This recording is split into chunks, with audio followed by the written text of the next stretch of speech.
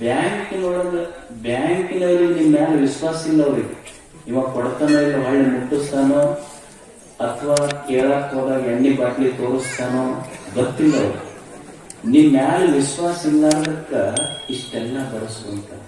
ಸುಮ್ಮನೆ 1,00,000 ಸಾಲ ಕೇಳಕ್ ಹೋದಾಗ ನಿಮ್ ಕಡೆಯಿಂದ ಇಷ್ಟು ಬರೆಸ್ಕೊಂತಾರ. 100 ವರ್ಷದ ಬದುಕು ದೇವರು ನಮಗೇನೋ ಬರೆಸ್ಕೊಂಡು ಕೊಟ್ಟಿಲ್ಲ, ನಮ್ಮ ಮ್ಯಾಲ ವಿಶ್ವಾಸ ಇಟ್ಟು ಬದುಕು ಬಾ ಅಂತ ಕೊಟ್ಟಾನ. 1,00,000 ಸಾಲಕ್ಕೆ ಇಷ್ಟು ಡೆಪಾಸಿಟ್ ಇಡಿಸ್ಕೊಂಡಾರ ಅವರು. ನಮಗೇನೋ ಡೆಪಾಸಿಟ್ ಇಲ್ಲ, ಸೆಕ್ಯೂರಿಟಿ ಇಲ್ಲ, ಶೂರಿಟಿ ಇಲ್ಲ, ಒಂದು ಜೀವನ ಕೊಟ್ಟಾನ ದೇವರು. ಎದಕ್ಕೆ ಕೊಟ್ಟಾನಂದ್ರ ನಮ್ಮ ಮ್ಯಾಲಿನ ಭರವಸೆಯಿಂದ ಕೊಟ್ಟಾನ. ಇಲ್ಲಿ ಮನುಷ್ಯ ಹೆಂಗೆ ಬದುಕಬೇಕು, ಏನು ಚಿಂತನೆ ಮಾಡಬೇಕು. ಇಷ್ಟು ವರ್ಷ 100 ವರ್ಷ ಬದುಕಿ ಹೋಗಿವೆಲ್ಲ, 100 ವರ್ಷ ಬದುಕಿ ಎದಕ್ಕೆ ಹೋದ ಮನುಷ್ಯ ಹೆಂಗ್ ಹೋಗ್ತೈತಿ ಜೀವನ ಅಂದ್ರ ಅಳತ ಜೀವನ ಕಳೆದು ಬಿಡ್ತಾನ ಮನುಷ್ಯ. 100 ವರ್ಷದ ಆಯುಷ್ಯ ಹೆಂಗ್ ಕಳೀತೈತಿ ಅಂದ್ರ ಸಣ್ಣವರಿದ್ದಾಗೂ ಹೋಗ್ತೀವಿ, ಯುವಕರಾದ್ಮೇಲೂ ಅಳುತ್ತೀವಿ, ಮುದುಕರಾದ್ಮೇಲೂ ಅಳುತ್ತೀವಿ. ಅಳು ತಪ್ಪಿಲ್ಲ. ಸಣ್ಣವರಿದ್ದಾಗೂ ಹೋಗ್ತೀವಿ, ಯುವಕರಾದ್ಮೇಲೂ ಅಳಾಕತ್ತೀವಿ, ಮುದುಕರಾದ್ಮೇಲೂ ಅಳುತ್ತೀವಿ. ವ್ಯತ್ಯಾಸ ಏನಂದ್ರ ಸಣ್ಣವರಿದ್ದಾಗ ಹತ್ತೀವಿ. ಯಾಕೆ ಹತ್ತೀವಿ ಅಂದ್ರ ನಾವು ಅಳುವುದನ್ನ ಎಲ್ಲರೂ ಗಮನಿಸಬೇಕಂತ ಹತ್ತೀವಿ. ಯುವಕರಾದ್ಮೇಲೂ ಹತ್ತೀವಿ. ಯಾಕೆ ಹತ್ತೀವಿ ಅಂದ್ರ ಹತ್ತೀವಿ ನಾವು ಅಳುವುದನ್ನು ಯಾರು ಗಮನಿಸಬಾರದು ಅಂತ ಮುಖ ಮುಚ್ಕೊಂಡು ಹತ್ತೀವಿ, ಕೌದಿ ಮುಚ್ಕೊಂಡು ಹತ್ತೀವಿ, ಚಾದರ ಮುಚ್ಕೊಂಡು ಹತ್ತೀವಿ. ಮುದುಕರಾದ ಮೇಲೂ ಅಳುತ್ತೀವಿ, ನಾವು ಹತ್ತರೂ ಸಹಿತ ಯಾರು ಗಮನಿಸುವುದಿಲ್ಲ. ಅವಾಗ ಮುಖ್ಯನೊಳಗನು ಮನುಷ್ಯ ತಾನು ಅಳು ತಪ್ಪಿಲ್ಲ ಮನುಷ್ಯನಿಗೆ. ಅಂದ್ರೆ ದೇವರು ಒಂದು ಆಯುಷ್ಯ ಕೊಟ್ಟನಲ್ಲ, ಇದನ್ನ ಅಳುತ್ತಾ ಕಳೆಯುವುದಲ್ಲ, ಸುಮ್ಮನೆ ವಿಚಾರ ಮಾಡುವುದಲ್ಲ. ಜೀವನ ಯಾರಕ್ಕೆ ಹೋಗ್ತು, ಯಾರು ನಮ್ಮ ಜೊತೆಗೆ ಬಂದರು, ಏನು ಮಾಡುವುದು, ಮನುಷ್ಯ ಒಂದು ಸಣ್ಣ ಚಿಂತನೆ ಮಾಡಬೇಕು ಜೀವನದ ಬಗ್ಗೆ. 12ನೇ ಶತಮಾನದಲ್ಲಿ ಒಬ್ಬರು ಶರಣರಿದ್ರು. ಅವರ ಹೆಸರು ಮೋಳಿಗೆಯ ಮಾರಯ್ಯ. ಅವರು ದೊಡ್ಡ ಮಹಾರಾಜರಿದ್ದರು. ಅವರು ತಮ್ಮ ಸಾಮ್ರಾಜ್ಯವನ್ನು ತೊರೆದು ಬಸವಣ್ಣನವರ ಪ್ರಭಾವಕ್ಕೆ ಕಲ್ಯಾಣಕ್ಕೆ ಬಂದು ಅವ್ರು ಏನ್ ಮಾಡ್ತಿದ್ರು ಅಂದ್ರ ತಲೆ ಮೇಲೆ ಬಂಗಾರದ ಕಿರೀಟ ಇತ್ತು, ಅದನ್ನು ಇಟ್ಟು ಬಂದು ಕಟ್ಟಿಗೆ ಹೊಡೆಯುವ ಕೆಲಸ ಕಾಯಕ ಮಾಡ್ತಿದ್ರು.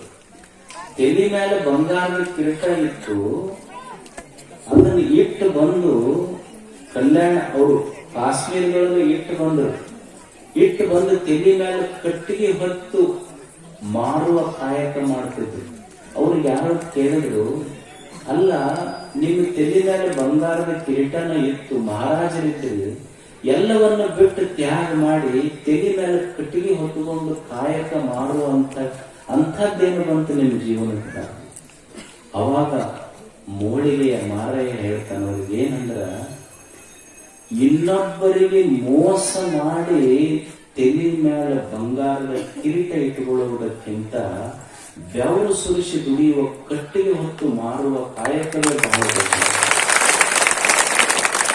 ಇನ್ನೊಬ್ಬರ ಕಣ್ಣೀರು ಹಾಕಿಸಿ ಬಂಗಾರದ ಕಿರೀಟ ತಲೆ ಮೇಲೆ ಇಟ್ಟುಕೊಳ್ಳುವುದಕ್ಕಿಂತ ಯಾರಿಗೆ ನೋವು ಕೊಡದಂಗೆ ಹೊರುವ ಕಟ್ಟಿಗೆ ಬಂಗಾರದ ಕಿರೀಟಕ್ಕಿಂತ ದೊಡ್ಡ ಬೆಲೆ ಇಟ್ಟಬೇಕು. ಅಂಥವ್ರು ಒಂದು ವಚನ ಬರೀತಾರೆ. ಅವ್ರು ಸುಮ್ಮನೆ ಒಂದು ಮನುಷ್ಯನ ಜೀವನ ಹೆಂಗೈತಿ ಒಂದು ನಮ್ಗೆಲ್ಲ ಚಿಂತನೆ ಹಚ್ತಾರೆ. ಏನ್ ಹಚ್ತಾರ ಅಂದ್ರ ಅವರೊಂದು ವಚನ ಬರೀತಾರೆ. ಹೆಂಗೈತಿ ಮನುಷ್ಯನ ಜೀವನ, ನಾವಿಷ್ಟು ಬದಲಾಡ್ತೀವಲ್ಲ ಜೀವನದೊಳಗ, ನಮ್ಮದು ಅನ್ನೋದು ಏನೈತಿ, ಯಾವುದು ನಮ್ಮ ಜೊತೆ ಬರ್ತೈತಿ? ಆನೆ ಕುದುರೆ ಬಂಡಾರ ಬಿದ್ದೊಡೇನು, ತಾನಂಬುದು ಪಡಿಯಕ್ಕೆ ಒಂದಾವಿನ ಹಾಲು ಮಲಗುವುದರ್ಧ ಮಂಚಿ, ಹುರುಳಿಲ್ಲದ ಸಿರಿಯ ನೆಚ್ಚಿ ಕೆಡಬೇಡ ಮನುಷ್ಯ, ಒಡಲು ಭೂಮಿಯ ಸಂಗ ಒಡವೆ ತಾನೇನಪ್ಪುದು, ಕೈ ಹಿಡಿದ ಮಡದೆ ಪರರ ಸಂಗ ಪ್ರಾಣ ವಾಯುವಿನ ಸಂಗ, ಸಾವಿನ ಸಂಗಡವಾರು ಇಲ್ಲ ನಿಷ್ಕಳಂಕ ಮಲ್ಲಿಕ. ಅವ್ರು ಏನಂತಾರಂದ್ರ ನಮಗೆಲ್ಲರಿಗೆ ಒಂದು ಪ್ರಶ್ನೆ ಮಾಡ್ತಾರೆ, ನೀನು ಸಾಯಕತ್ತಿ ಅಂದ್ರೆ ನಿನ್ ಜೊತೆ ಯಾರು ಬರ್ತಾರೆ? ಸಾವಿನ ಸಂಗಡವಾರು who will cry when you die. ನೀನು ಸಾಯಿ ಹೊತ್ತಿನಾಗ ನಿನ್ ಜೊತೆ ಕುಣಿ ಮಠ ಬಂದಾರ, ಕುಣಿಯಾಗ ಮಾತ್ರ ನಿನ್ ತುರ್ಕೆ ಹೋಗ್ತಾರ ಅಷ್ಟೇ.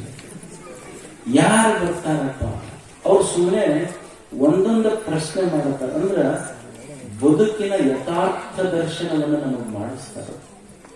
ನಾವಿಷ್ಟೆಲ್ಲ ಚಿಂತೆ ಮಾಡೀವಿ, ದುಃಖ ಮಾಡೀವಿ, ನೋವು ಮಾಡ್ಕೊಂಡಿವೆಲ್ಲ ಯಾವ ಜಗತ್